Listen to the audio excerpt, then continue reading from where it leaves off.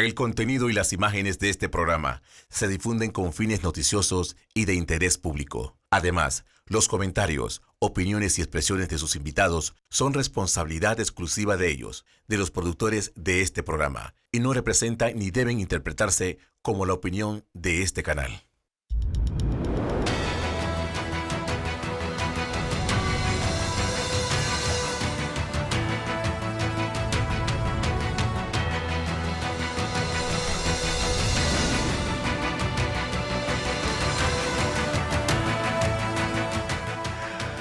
Muy buenos días, Panamá. Hoy es domingo 25 de agosto. Usted está viendo Entre Líneas. Lo está viendo por Next y escuchándolo por KW Continente. Como todos los domingos, mis contertulios, los ingenieros Guillermo Ruiz y José Blandón Castillo.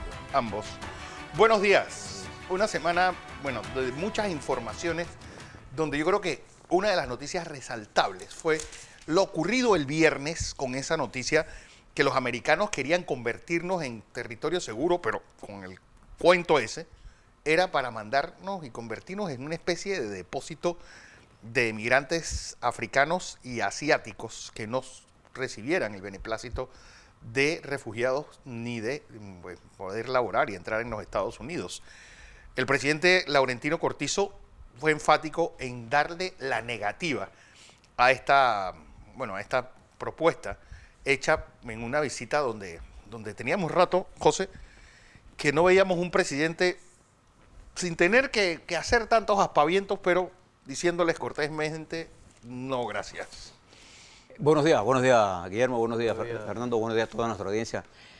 En este domingo, para reflexionar sobre muchos temas. Uno de ellos es este que vamos a conversar, la presencia en Panamá, que terminó el viernes, de los ministros, porque no solamente vino la delegación norteamericana, esta es una reunión de los ministros de Centroamérica, Colombia, y el secretario interino de Seguridad de los Estados Unidos, Kevin McKelliman. Esto arranca en medio de una gran disputa que hay en los Estados Unidos sobre el problema de la inmigración ilegal. Que se ha convertido en uno de los temas de campaña más poderosos de la campaña de los Estados Unidos, que afecta los 50 estados de esa nación. En forma desigual en algunos, pero a todos. Y que el presidente de los Estados Unidos ha convertido esto en un tema. Tan así, por ejemplo, que él ha logrado a México imponerle algunas posiciones a México utilizando el arma de los aranceles. El presidente de México ha cedido a las presiones del presidente de los Estados Unidos. También lo hizo en Guatemala, que el presidente saliente, Morales, firmó un acuerdo que después fue cuestionado ante la Sala Constitucional. En Panamá, los Estados Unidos usó otra estrategia. Ellos filtraron la información en un medio que no es cualquier medio, el Washington Post, que con mucha precisión determinó qué era lo que venía esta delegación a plantearle a Panamá aquí, y además de otros temas de seguridad que se iban a discutir que se discutieron pues, a partir del jueves pasado y viernes. Ello incluía la declaración de Panamá como tercer país seguro. Eso lo que implicaría que aquellos inmigrantes que entraran, ese que están usted viendo ahí es el que tuvo aquí en Panamá, el secretario interino, Kevin McKelliman. En Estados Unidos esto le permitiría que aquellos inmigrantes latinoamericanos, asiáticos, africanos, que ellos no desean ahí, quieren mandarlo, los mandarían a este tercer país, en este caso Panamá, para que esperen desde aquí, o regresan a su país, o esperan el trámite de visa. Sí.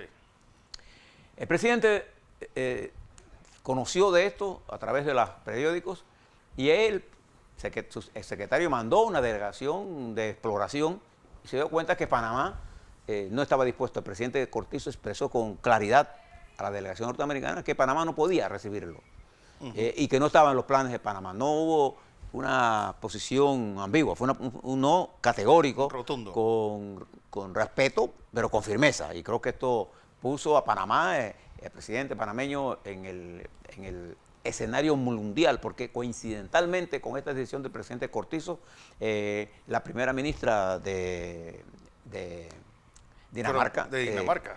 Tuvo un enfrentamiento con el presidente de los Estados Unidos. Oye, y una primera ministra que tiene solamente 2 meses de estar en la puesta. Y el presidente de Israel llamó a la secretaria, perdón, al speaker de la Cámara del Partido Demócrata sobre declaraciones que el presidente Trump dio, que él consideró incorrectas, y en una posición muy clara el presidente de Israel dio su punto de vista. De manera que coincidió toda esta noticia, fuimos noticias internacionales. Creo que Panamá, el presidente, sin muchos aspavientos, pero con gran firmeza, le planteó la posición a Panamá. Los Estados Unidos lo que hizo fue que la reunión sacó el tema de la discusión y quedamos hablando durante estos últimos 2 días de los problemas de seguridad, los problemas de seguridad cibernética, seguridad migratoria, porque el problema de la migración ilegal es un problema del continente. Guillermo, ¿jugamos con la cadena o le llegamos a tocar el rabo al tigre? Que ese es el gran problema con los Estados Unidos, que uno no sabe dónde termina una cosa y dónde empieza la otra. Lo que pasa es que también hay que poner en la mesa que Donald Trump, a pesar de que tiene un discurso 180 grados en posición con López Obrador, que es el presidente de México, él, a pesar de todo esto, es curioso, uno protege al otro. Y esta es la verdad. Barack Obama deportó más gente en sus primeros años que Donald Trump. Ahora, ¿eso significa que Donald Trump tiene un doble discurso? No. Lo que significa es que Donald Trump encontró la forma de evitar tener que deportarlos, y es que no entren. Y para eso está utilizando al ejército mexicano. ¿Cómo? Pues obligándoles, amenazándolos con ponerles aranceles increíblemente altos y creándole un problema económico a López Obrador. Ahora, López Obrador, ¿qué hizo? Pues no, tranquilo, yo te mando al ejército, y ha convertido unos pequeños pueblos, tanto en la frontera norte de México como en la frontera sur con Guatemala, en unos repositorios de seres humanos. Pero eso en algún momento puede hacer crisis. ¿Por qué? Miren, hay otra verdad, es que el problema no solamente es de Estados Unidos, también es un problema de México. En Estados Unidos, el 14% de la población de Estados Unidos es inmigrante. El 0.99% de la población de México es inmigrante. Les voy a describir cómo se divide. Es 1 millón de personas. De ese 1 millón de personas, 900,000 son norteamericanos de Estados Unidos. 47,000 son españoles y el resto es todo el mundo. Es más, hay más franceses viviendo en México que salvadoreños. ¿Eso qué le quiere decir? Que si todos usted terminan en Estados juega Unidos, con la inmigración en México, usted se va a hacer impopular, porque al mexicano no le gusta el tipo de inmigración específicamente que no sea blanca, etcétera. Sí, estos tipos que vienen ahí. Y no es una percepción mía, están los números ahí. A jubilados que van a vivir hasta a México. Es así, ha sido una cosa histórica y así está. Entonces, Estados Unidos sabe, el Departamento de Estado sabe que México tiene un problema, Estados Unidos tiene un problema, Canadá tiene un problema porque se ha saturado de haitianos y de otras nacionalidades. Entonces, viendo esta situación, pues nos queda de otra. Y ya lo habían avisado algunos contertulios en Fox News, que es el canal de cabecera del presidente Trump, de que para qué estaban yendo a Estados Unidos y estaba Panamá. Entonces, lo que ha hecho el presidente Laurentino Cortizo está bien, pero también hay que, como tú decías bien, hay que buscarle el origen al problema. No es solamente tirar a la gente por algún lado, porque la gente va a seguir migrando. Claro. Tenemos un problema migratorio grave en toda América Latina. El problema es que hemos permitido, nuestros líderes, con su cobardía supina, han permitido que se consoliden regímenes como el de Venezuela, como el de Honduras, como el de El Salvador, y que en Guatemala no tenga estabilidad política. Y por eso están sucediendo las cosas. Tienes una autopista en Centroamérica que es el paso casi expedito. Entonces, lo que tiene que hacer Panamá ahora es evitar que vuelva a mirarnos, porque eso seguro que ahora se calma, pero en 6 meses, cuando se les prenda el rancho, por favor, Panamá, oigan, de una vez por todas, usen estas cumbres para llamar la atención y ver qué se hace con esto, porque no puede haber 5 millones de venezolanos vagando por el mundo y casi 2 millones de centroamericanos tocándole la puerta a las fronteras de otros países. Si eso no se pone en el tapete en las reuniones cumbre, de nada va a servir hablar de ciberseguridad y de cosas del espacio, si al final el problema lo tenemos es en la puerta. Porque, José, y yo quiero, porque este problema, que hace muchos años un filósofo búlgaro lo llamó el miedo a los bárbaros, cuando esa presión de la inmigración empezó en Europa. Pero llega esa presión de inmigración y sale el problema de las inmigrantes en unos Estados Unidos que yo creo que no habían tenido un discurso tan xenófobo desde los años 20? Sí, lo que sucede ahora mismo es que el problema de la migración ilegal, porque de eso es que estamos hablando, se ha hecho tan masivo por las intervenciones de carácter militar que han destruido países. Por ejemplo, la gran migración que va hacia Europa es producto de la liquidación de Libia, de la destrucción de países en el centro de África, del ataque brutal hacia Siria, de los problemas y de liquidación de Irak, que ha provocado migraciones, el saqueo de África, que ha producido esa tremenda riqueza y ese apoderamiento de las tierras africanas de producción, que están en manos ahora de transnacionales, que ha producido una especie de éxodo masivo hacia Europa. En el caso de América Latina, el problema ha sido en la región centroamericana, porque la principal fuente de migración ilegal es mexicana en primer lugar y centroamericana en segundo lugar. Sí. ¿Y a qué se debe esto? Al escaso desarrollo material de estos pueblos, en donde no hemos ido al fondo del problema de la migración. A ver, ahí no hay gobierno, salvo el gobierno del FMLN del último periodo, pero los últimos quinquenios fueron de la derecha salvadoreña. Pero Guatemala siempre ha estado en manos de las clases privilegiadas. Honduras está en manos del sistema militar que se ha corrompido totalmente. El presidente actual es producto de un fraude electoral. El sandinismo tuvo mayor estabilidad económica, pero a cambio de proceso democrático. Se le convirtió los dos países de la región que tenían mayor estabilidad eran Panamá y Costa Rica. Y que siguen teniendo. Y Costa Rica está en un proceso de desestabilización continuo. Entonces queda nuestro país como una especie de isla de bienestar comparado con el resto de la región. En Sudamérica hay una mezcla de los iluminados que llegaron a sustituir los gobiernos que no tuvieron la capacidad de desarrollar sus países, y quedó atrapado Venezuela, por ejemplo, en lo que es ahora mismo. Entonces uno tiene que diferenciar. Se trata de migración ilegal que entra clandestinamente a un país, y hay migración por problemas políticos.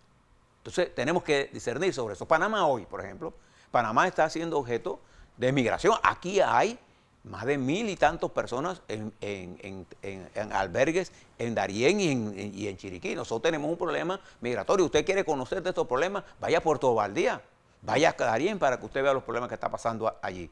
Y son migración que no son venezolanas, son migración que son africanas. Hay gente hasta de Nepal. Hay gente haitiana, hay gente que usa el corredor de Perú, para entrar en barco y para meterse en la montaña. Cualquier cantidad de países centroafricanos. Entonces hay un montón de problemas. Entonces para nosotros, que tenemos una relación geopolítica importante, la migración ilegal conlleva la posibilidad de infiltrarse en el país también elementos terroristas. Nosotros tenemos objetivos terroristas que pueden ser parte de esta guerra sin sentido que hay en el mundo. Sí. Entonces por eso yo creo que la migración, Guillermo tiene toda la razón, la migración tiene problemas estructurales.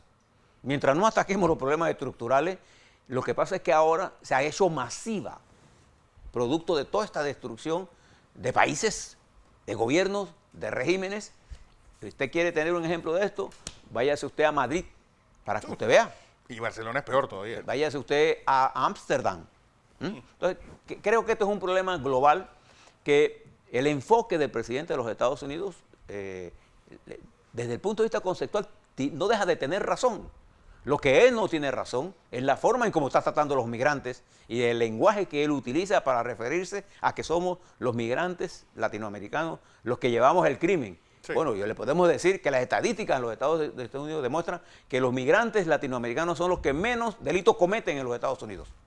Para que estemos claros de lo que estamos hablando. Entonces, hay todo un complejo de problemas.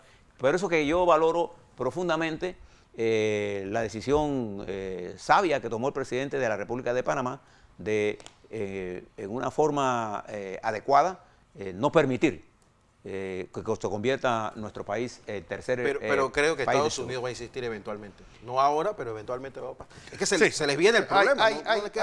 Si no hay esa gente tiene objetivos de Estado y no objetivos de gobierno. El problema está ahí. ¿No? ¿Qué van a hacer? Bueno, ignorarlo. Tienen que ver como así sea que tengan que pagar por cada inmigrante que nos dejen aquí, lo van a hacer. Hablando de peleas y de guerras, yo creo que esta semana se destapó la olla de los grillos y más bien se abrió la puerta de los infiernos con esa pelea entre la diputada y vicepresidenta de la Asamblea y directora del Frente Femenino del PRD, Zulay Rodríguez, y la procuradora Kenia Porcel. Yo creo que es una especie de inicio de operativo de acoso y derribo contra la procuradora y todo lo que ella representa. Hay una verdad, bueno, hay varias cosas. Primero, sí es cierto que el señor Tacla pues no le habían preguntado ni la hora. No lo han y él preguntado. tiene por lo menos mucho que explicar. Primero, por qué él dijo lo que dijo. Y segundo, si tiene pruebas reales de lo que dijo. Dicho esto, lo que ha sucedido también es que la diputada Zulay Rodríguez tiene que presentar lo que tiene. Sí. Porque decir que hay algo pero no presentarlo, lo que da la impresión es que entonces la procuradora tenía razón cuando señalaba de que desde el Partido Revolucionario Democrático había una persecución hacia ella. Y esto no es defendiéndola, y esto es sencillamente objetivo. El país no se puede permitir una crisis institucional basados en suposiciones, tienen que ser en hechos concretos.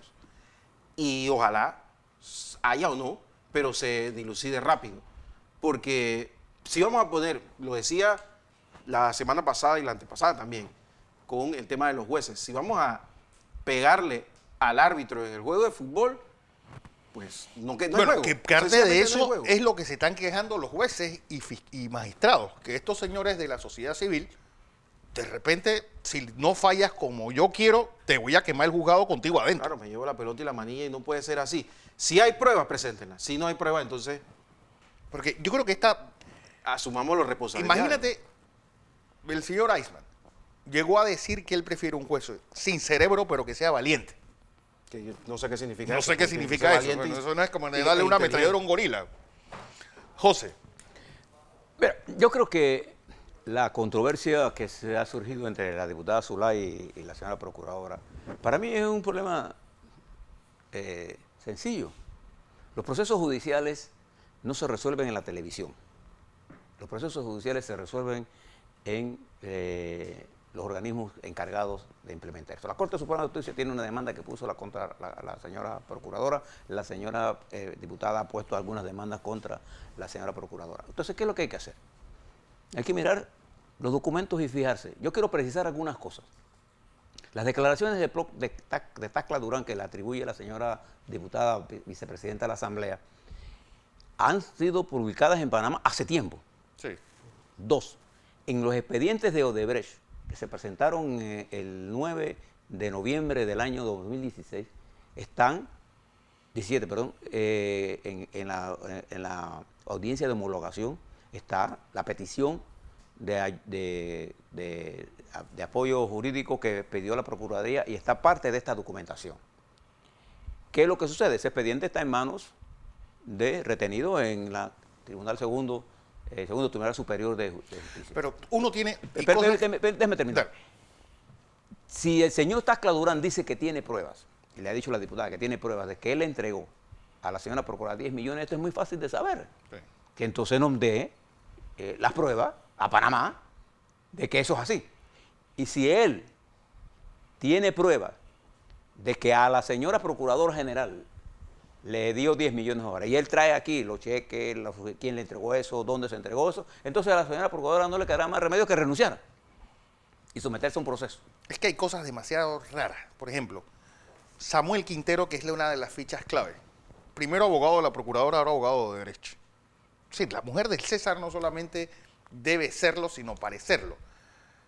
Que el hecho de este señor Tacla, y desde cuándo se está diciendo lo de la donación, que incluso Fonseca Mora dijo eso de que no se podía pelear para todo el mundo, y para ella eso le ha entrado por un oído y le ha salido por el otro.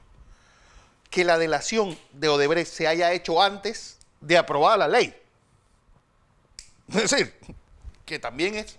¿Qué ley, Fernando? Cuando aprobaron la ley de delación, la delación a los ejecutivos de Odebrecht se hizo primero, se hizo en agosto y la ley se aprueba en noviembre, en enero del 2017, perdón. ¿Pero qué ley?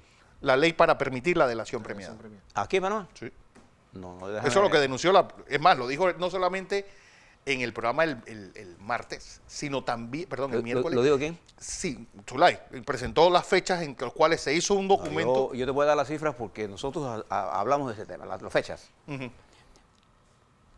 A partir del momento que el Departamento de Justicia de los Estados Unidos hace público un documento de acuerdo de delación entre Odebrecht y el gobierno de los Estados Unidos, arranca un proceso de investigación. No. Estoy hablando de eso es diciembre del 15. Estamos hablando. No, esto fue 16.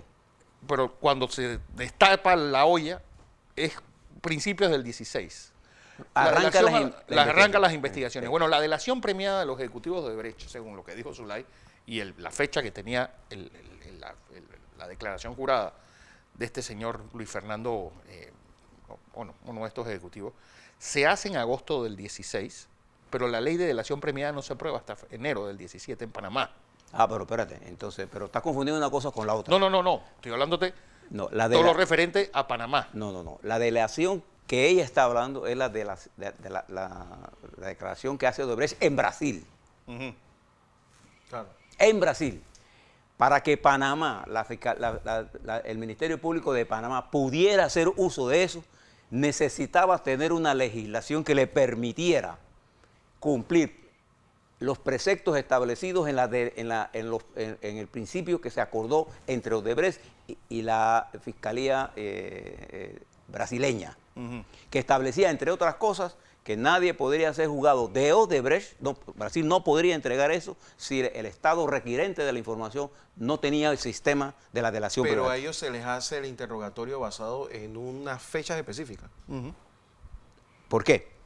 Porque es que, por eso yo le digo que tenemos que entender el proceso. Yo creo que esto se le debe decir a la justicia. Es que el que no sabe, por ejemplo, claro, yo no lo entiende porque yo soy abogado. La caja con que se paga. Pero es que esta señora también ha tenido cosas en el aire. Una vara para medir Odebrecht y otra vara para medir todo lo demás. Por ejemplo, aquí la gente dice que no se ha hecho indagatoria sobre el señor de James, de la Fundación James, en el expediente de Odebrecht.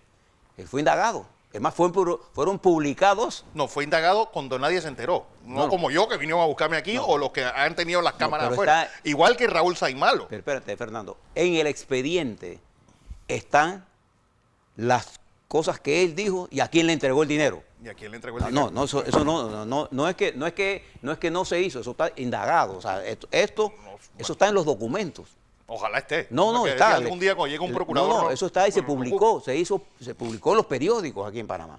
Entonces, una cosa es lo que pasó en Brasil, que tuvo una fecha porque fue primero allí.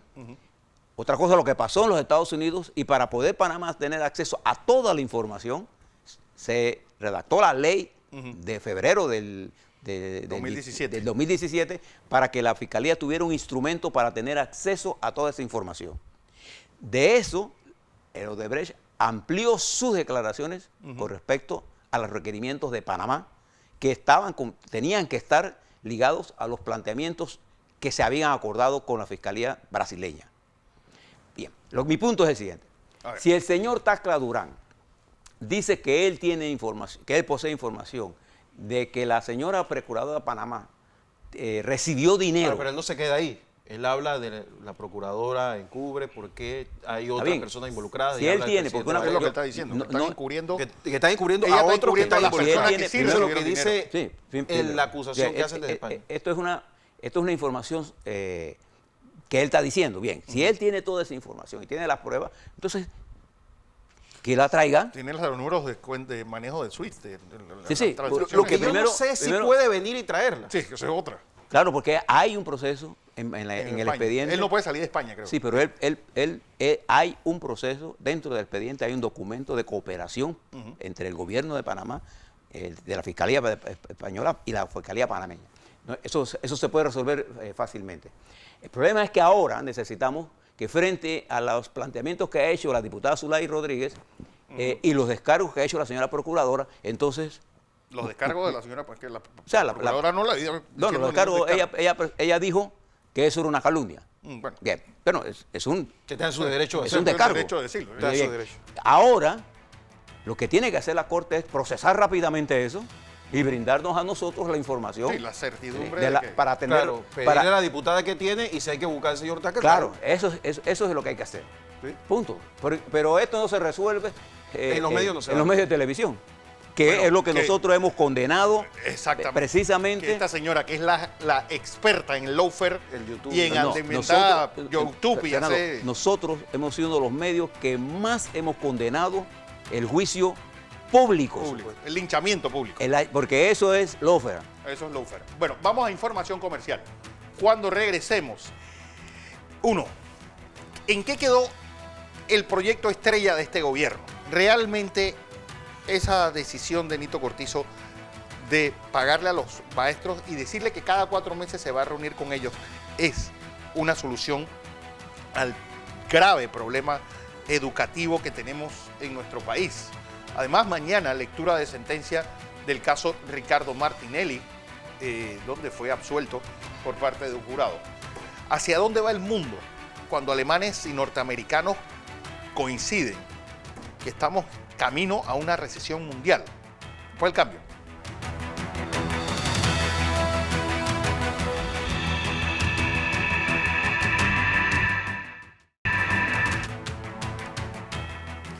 Seguimos en la presentación de Entre Líneas, aquí en Next Canal 21. Y lo dicho, tema estrella de este gobierno, la educación. El lunes, pues empezamos la semana con el presidente reunido con los 17 gremios educativos, que por cierto, solo representan poco menos, rondando el 50% de todos los 45.000 docentes que hay. Ustedes saben que todo esto es un gran fraude, porque ya el año 2002 hubo una convocatoria patrocinada por el Programa de las Naciones Unidas para el Desarrollo.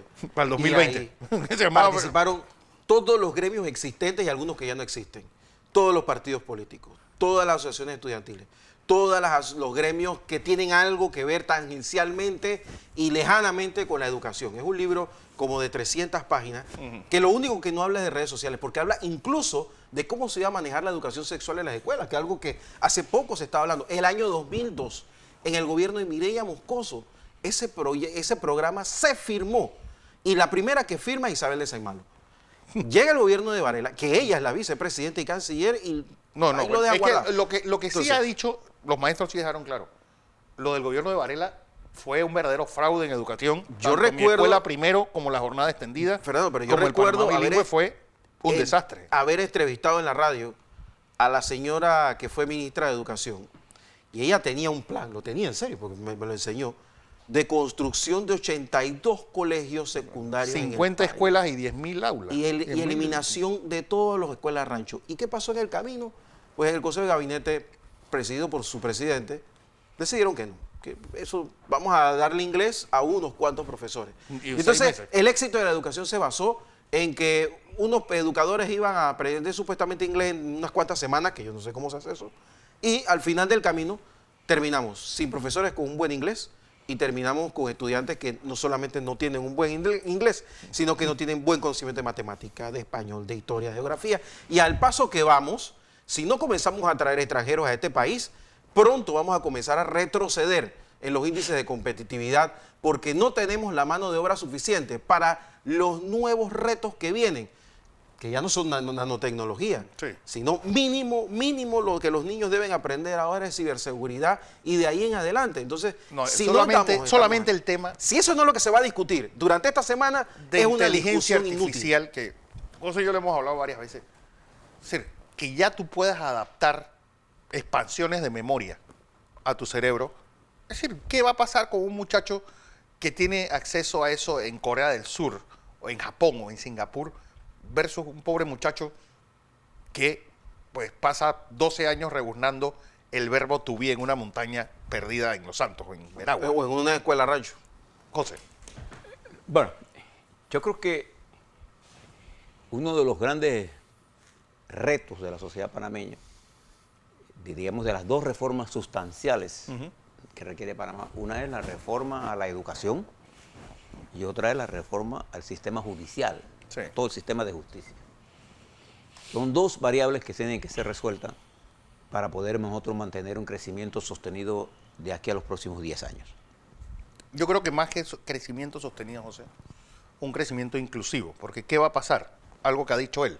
Aquí van a venir ejecutivos, pues, expatriados, que son los que se van a llevar realmente el gran filete de esta comida. Sí, podemos, porque todo proceso democrático para que se perfeccione tiene que ser inclusivo, Sí. desde el punto de vista económico, político, social.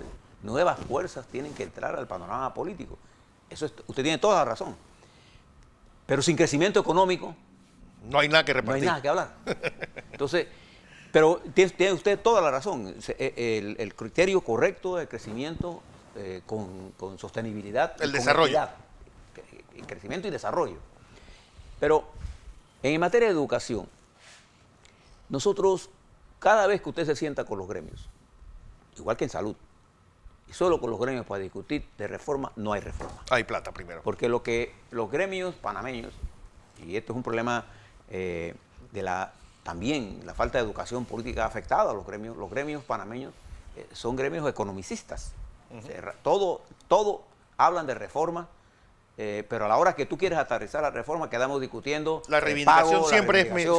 porque hay que pagar. Entonces hemos pagado en salario lo que no obtenemos en calidad de educación. Entonces hay que elevar el nivel de discusión de la reforma que tenemos que hacer. La reforma educativa no se puede hacer sin un movimiento social con la capacidad de impulsar la reforma. ¿Y dónde está ese movimiento? Bueno, está en los jóvenes, está en los dirigentes políticos, en los partidos, está en la sociedad, está en el debate que tenemos que hacer. ¿Qué cosas son más importantes? Aquí hay gente que sostiene que hablar inglés es tan importante porque eso te abre el camino del empleo. Bueno, vaya a Estados Unidos para que vea si eso es así. Pero en el mundo moderno, estos comunicación ya van a tener dentro de un quinquenio la capacidad de traer la traducción directa de lo que yo estoy hablando. Lo que nosotros necesitamos es conocimientos. ¿Conocimientos en qué áreas? Bueno, conocimientos en ciencia, en matemática, en ingeniería, en biotecnología, en inteligencia artificial. Nuestros niños tienen que salir de la escuela primaria conociendo perfectamente su idioma materno, conociendo ciencias y teniendo matemáticas hasta el nivel de integrales en su primera fase. Porque eso es lo que están mirando todos los días. Entonces, en la escuela secundaria, los muchachos tienen que tener todo un programa de preparación de lo que es la robótica, la inteligencia artificial, porque con eso bregan ellos. Entonces, aquí tenemos una curiosidad. Nuestros niños, actualmente, hoy, nuestros jóvenes de primaria y nuestros muchachos de secundaria están viviendo la tecnología en el siglo XXI sin el conocimiento adecuado todavía. Nuestros profesores están detenidos en el siglo XX y nuestro sistema académico está en el siglo XIX, utilizando la memoria como elemento fundamental del aprendizaje. Entonces nuestros niños se meten, yo conozco jóvenes que programan, Guillermo, hacen programación sin tener el conocimiento básico de álgebra. ¿Cómo hacen eso? Sí. Porque hay otros mecanismos que él aprende con estas redes que nosotros no hemos estudiado. Entonces, ¿qué necesitamos hacer nosotros? Yo estoy de acuerdo con el presidente Cortizo de que se convierta la educación en la estrella de la reforma, sí. Pero para eso necesitamos movilizar la opinión pública en torno a eso. No es una reunión amigable con los gremios lo que produce esto. Lo que ha logrado el presidente, cierto nivel de confianza, pero cuando yo pago, adquiero cierto nivel de confianza, no adquiero la reforma. Exacto. La reforma no se compra. En el sector agropecuario, lo que se pagó produce capacidad de poder reinvertir. En el sector educación, lo que nosotros necesitamos es elevar el nivel de capacitación, de comprensión de nuestros profesores y maestros de la reforma que necesitamos. Pero para ello es importante entonces incluir a los estudiantes en el proceso de reforma, incluir a la sociedad política, a los diputados, a la sociedad civil organizadas en la intelectualidad nuestra, entre nuestros escritores. Nosotros tenemos que hacer de la reforma educativa la discusión fundamental, pero que nosotros estamos hablando de educación. No. Estamos hablando de lo contrario. Estamos reduciendo el debate al menos descalificado, y cuando la guerra es de descalificación, lo que se impone es una dirección descalificada. No, que donde el más irresponsable es el que va a ganar. Ahora, sí les digo una cosa, que si vamos a entrar en la discusión de salarios, esto se acabó. Porque aquí también, yo estoy completamente de acuerdo con usted, mi estimado ingeniero, pero aquí también hay que hablar de infraestructura. Sí. Porque aquí se le entró a pelonera al señor Mirones cuando planteó, quizás lo planteó a destiempo y un poco mal, el tema de los tomacitos. Pero Bueno, aquí él habló de una necesitamos- cosa que se llaman escuelas con disciplina y según lo, Que en lo que realidad- describió fue un reformatorio Sí, de eso- los tiempos de pero Dickens. sí es decir, nosotros necesitamos, una cosa de pero anacrónica. nosotros necesitamos colegios donde el estudiante pueda pernoctar e ¿Y qué, incluso internados? desarrollarse como internados, sobre todo en las áreas que nosotros ahora mismo tenemos mayores índices de pobreza y pobreza extrema, y buscar la forma de llevarlos a todos a la clase media.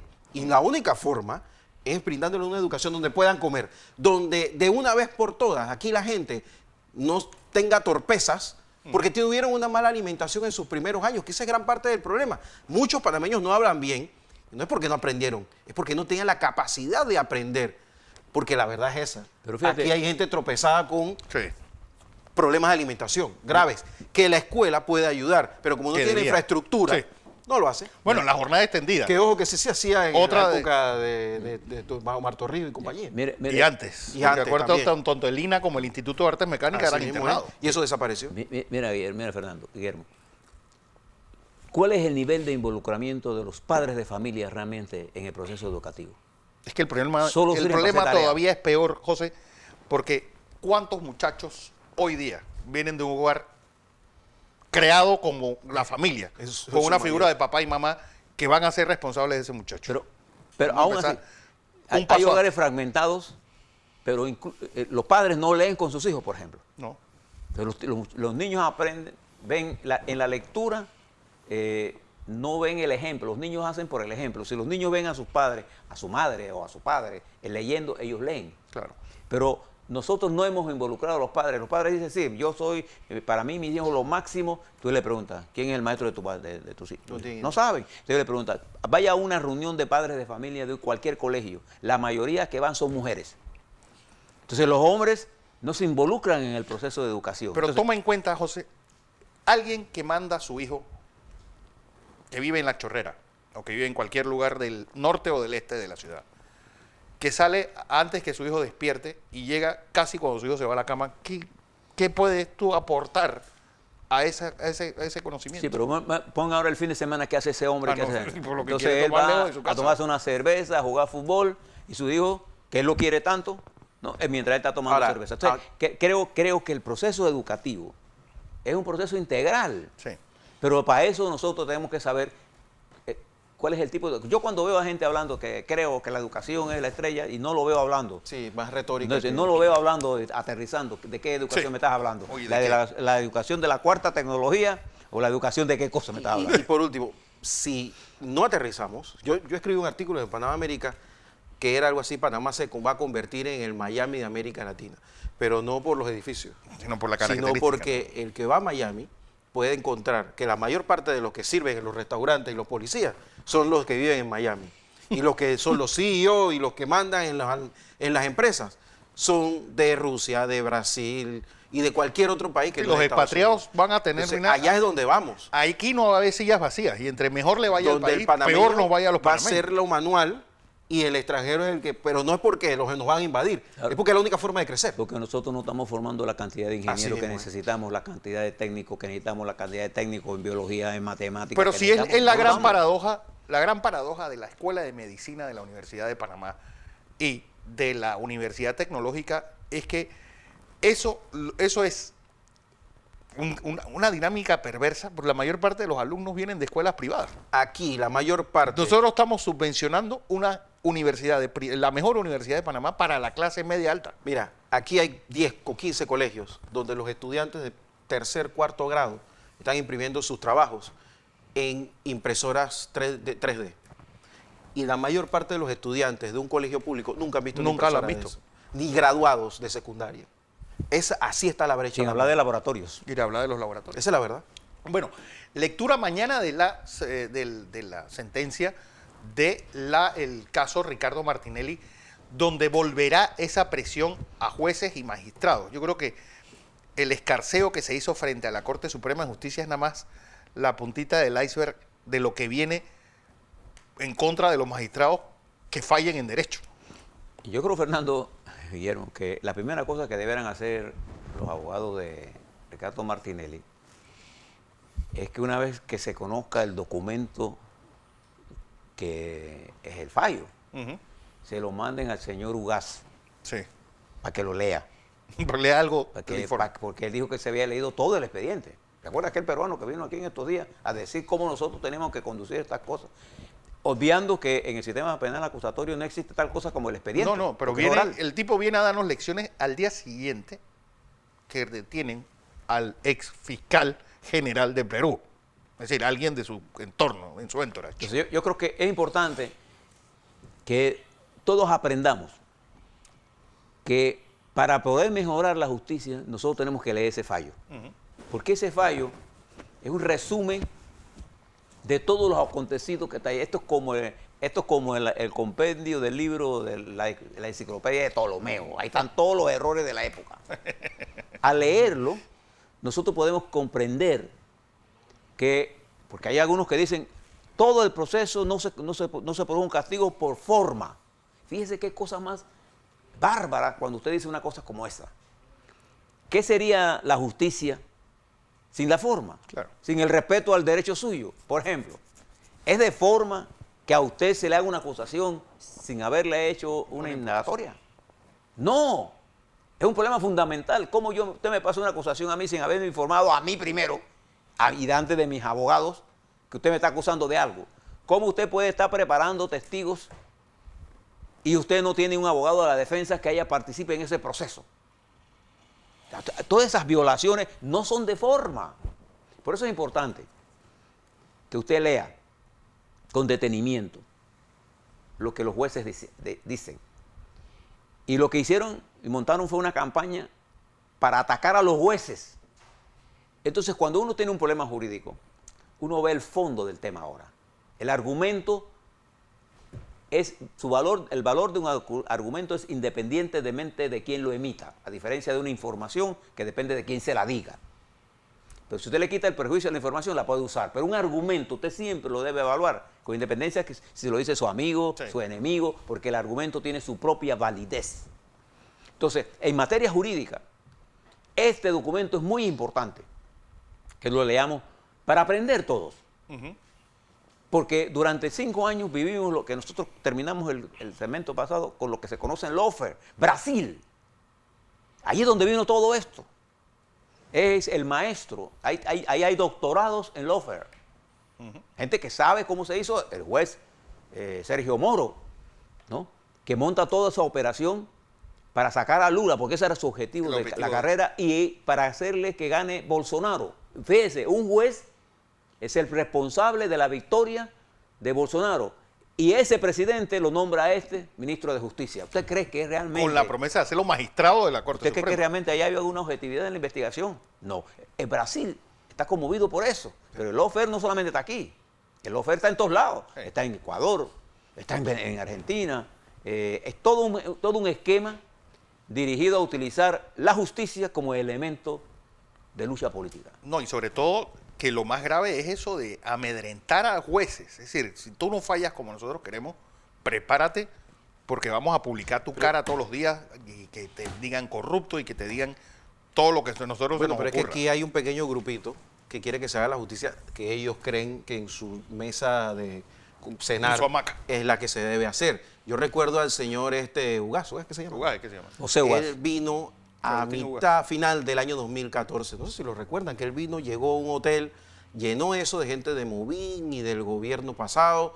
Todavía no se había escogido a la procuradora nueva, todavía no se había escogido al nuevo contralor. Y ya él había dado como receta que aquí en Panamá había que hacer, cuando todavía ni siquiera se habían puesto denuncias, una fiscalía independiente. Si yo le pregunto, bueno, y todo el mundo aplaudió. Bueno, ya que la cosa era así, ¿por qué no le hicieron caso? Sí, este señor es el saltarín. Entonces, internacional. Había una operación montada con anterioridad y pues nos hicieron vender de que aquí, pues esto fue un pequeño grupo fue que se lo llevó todo y aquí los demás todos son unas santas palomas, que no pasó nada. Pero el señor Ugaz tenía la razón. Entonces han querido volver a traerle la agenda con Ugaz por delante al presidente Laurentino Cortizo. Y yo quisiera pedirle al señor Cortizo que no se coma esos cantos de sirena, y yo estoy seguro que no lo va a hacer y que lo recibió por cortesía, porque ya los que lo trajeron ni siquiera le hicieron caso y ahí está. Y ojo con los resultados de Perú, porque están todos los expresidentes o detenidos o buscados o en problemas con la justicia. Y eso significa que el trabajo del señor tampoco fue que quedó se quedó en buena tierra. Bueno, información comercial. Cuando regresemos, ¿a qué nos enfrentamos en el mundo cuando todas las alarmas empiezan a sonar en las economías importantes? ¿Cuál es el futuro del canal en un país, en un mundo donde no haya comercio? Pues el cambio.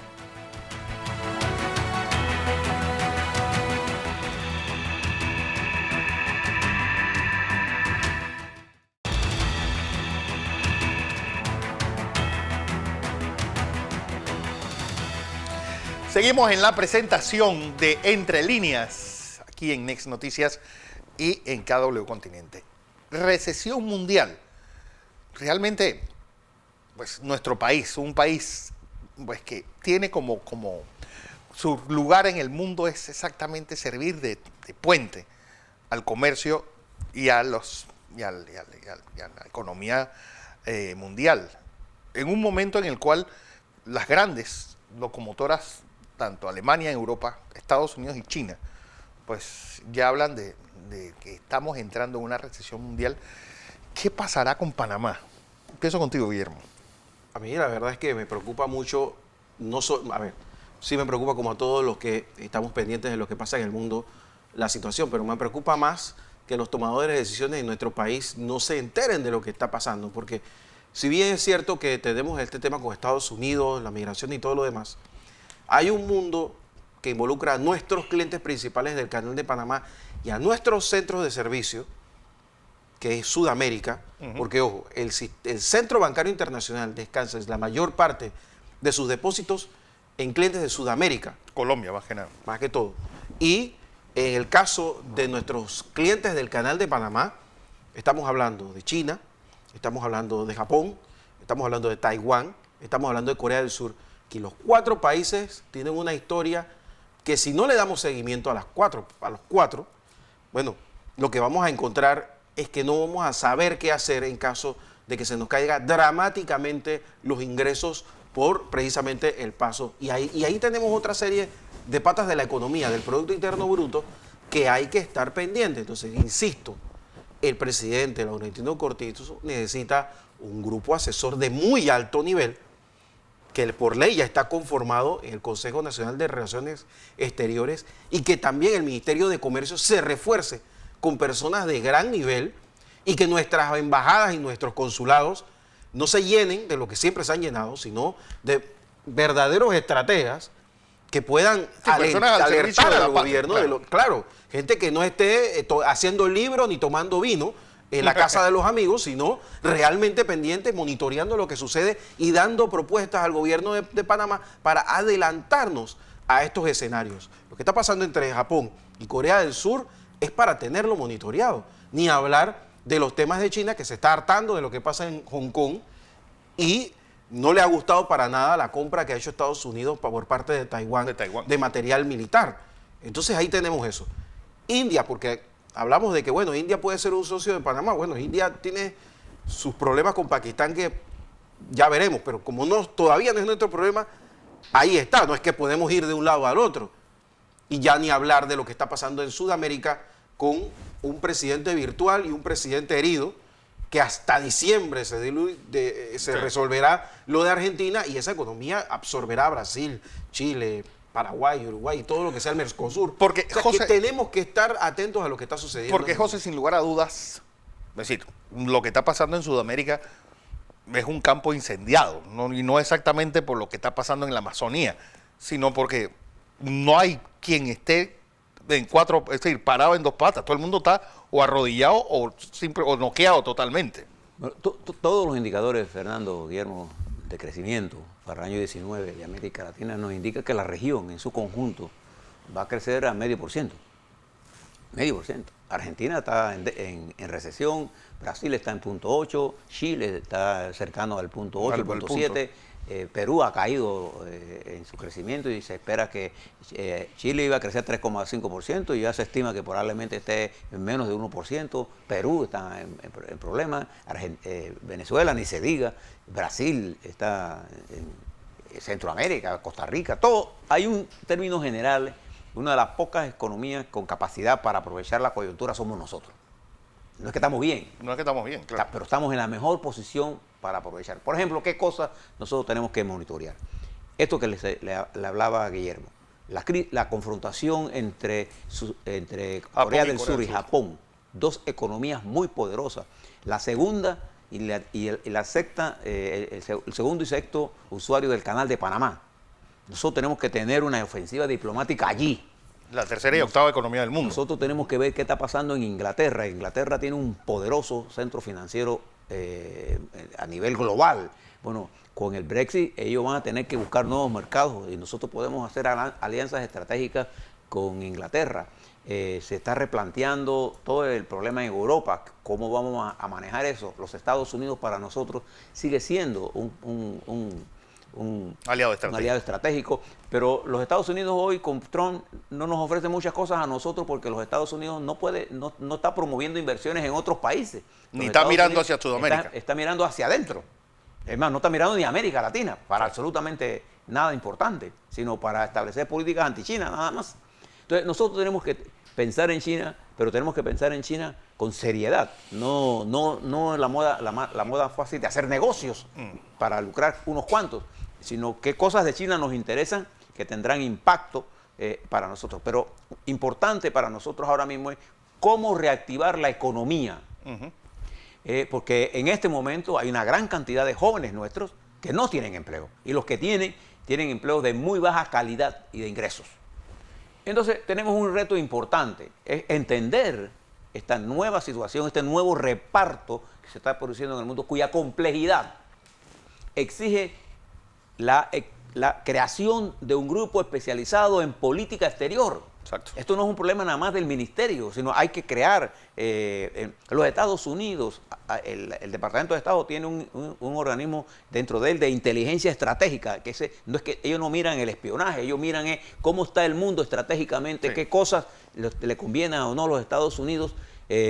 Cuando Trump intentó comprar Groenlandia, no estaba pensando en tonterías, él está pensando allí en uno de los territorios menos desarrollados, pero donde más recursos hay, que estratégicamente China y Rusia se están moviendo por esa área para crear un nuevo sistema de comunicación.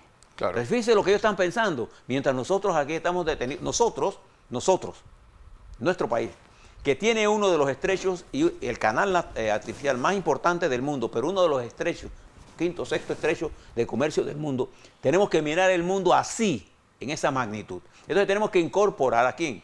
A la gente que tiene conocimiento en el desarrollo económico, en la creación de empleo. Tenemos que, por ejemplo, yo les hablaba a usted de la ley esa del APP, pero si vamos a crear una ley de fomento, entonces no le estamos poniendo cortapisa para envenenarnos el cerebro, diciendo, bueno, las que hicieron tal cosa mal no pueden correr. Entonces tendría que cerrar el mundo. Sí. O sea, yo lo que quiero darle a entender a ustedes es que para hacer estas cosas hay que mirarlo con objetividad, pero con conocimiento. Por eso es que esta combinación de redes sociales que han bajado el debate al insulto, a la tontería, no nos está haciendo nada de daño. Digo, no nos está haciendo nada de bien, pero nos está haciendo un daño terrible. Porque nos está impidiendo tener una concepción de el nuevo surgimiento geopolítico que ya están haciendo. Así es. Yo creo que bueno, va a ser una semana donde la impronta pues estará dominada, sobre todo por el fallo mañana a las 9 de la mañana del caso de Ricardo Martinelli. También pues llega el mes, el fin de mes este viernes, y con él pues se cumple el segundo mes del gobierno de Laurentino Cortizo. Bueno, ¿cuáles son las perspectivas? Bueno, ya se le pagaron a los productores, ya se están empezando a pagar cuentas atrasadas, ¿y ahora qué? Va a ser, sin lugar a dudas, uno de los temas de esta semana. Guillermo, José, agradeciéndoles a todos y sobre todo a ustedes que nos honran todos los domingos con su audiencia. Pues mañana, recuerden, 5:45 de la mañana, los esperamos en Next Noticias.